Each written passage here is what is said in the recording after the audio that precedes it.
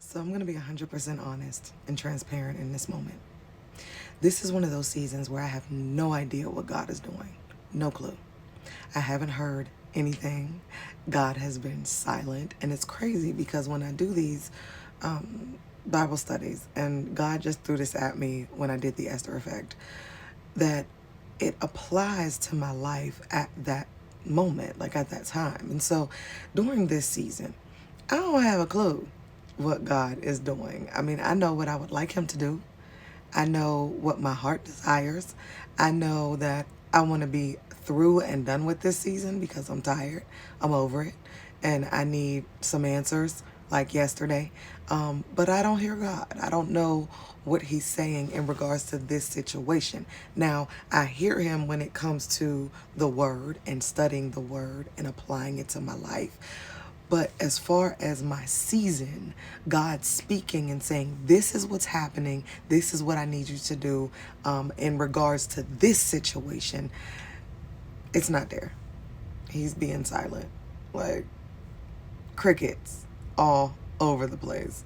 And so chapter 26 of the book of Job addresses this very thing. Last chapter, Job was talking, Bildad was talking, and he was, making reference to how big God is, and God is, vast, and he's all powerful and sovereign, and that he is. But now in this chapter, Job is responding to what Bildad said, and he's being very sarcastic at first. He's like, bruh, thanks. Like, I really appreciate all that you're saying. I get it. Yep, I do. But, you're not helping. Like, not at all.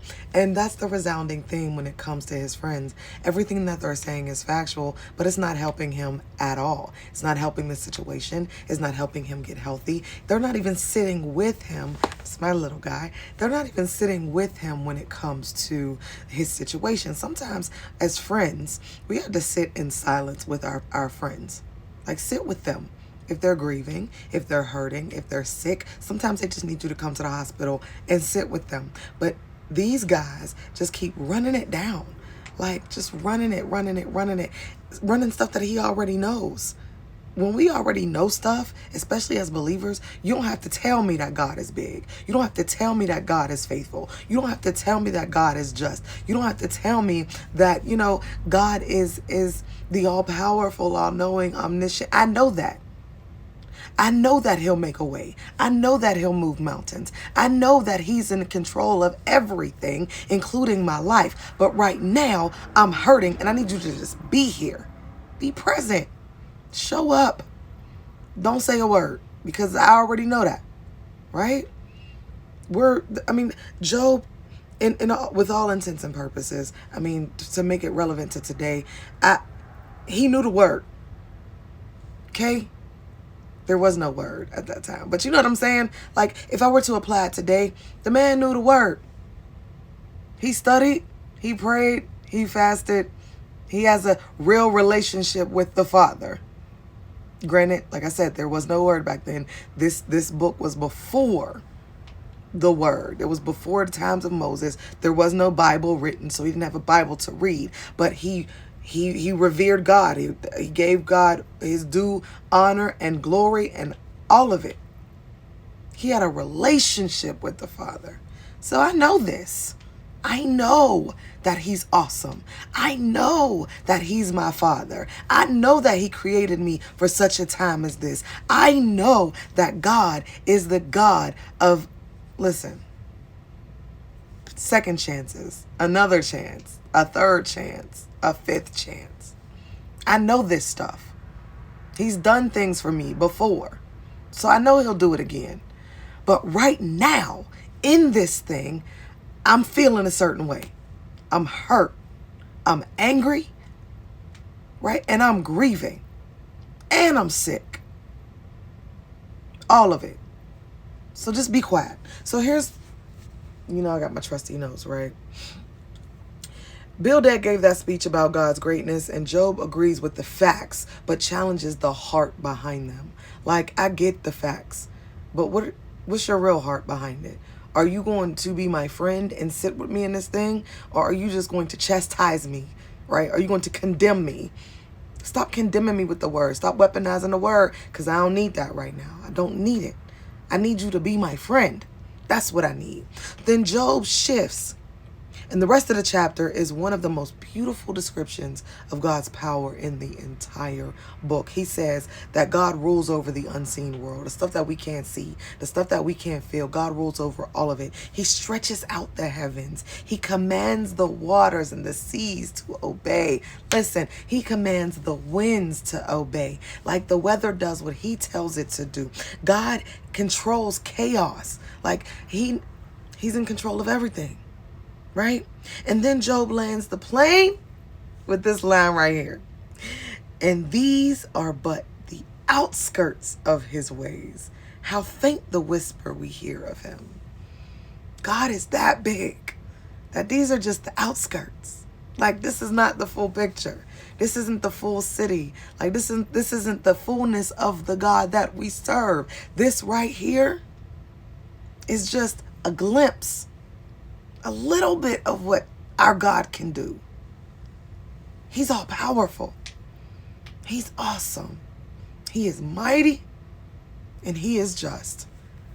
And so, translation, even when we're right about God, we still don't fully know him.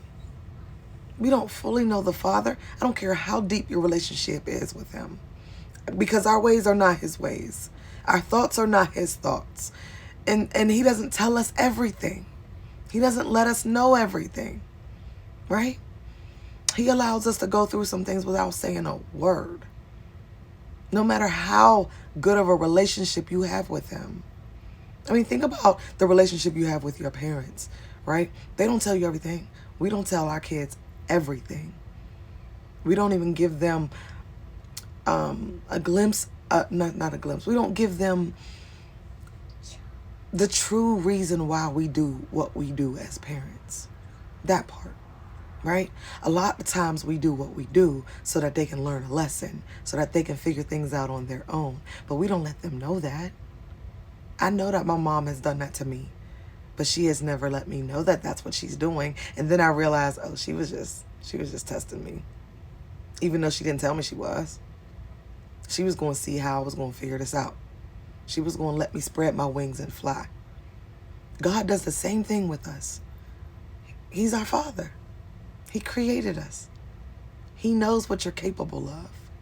And so he'll just sit back and let you just see how you going to handle this situation. Even though you've been praying to get out of it. Lord, help me, because I'm over it. But he's like, I'm going to see. I still have something in store for you. I have the greatness for you. I have the blessings coming your way. But how do you handle this situation, this part of it? Because I know you'll be a good steward over what I give you. So how are you going to handle this?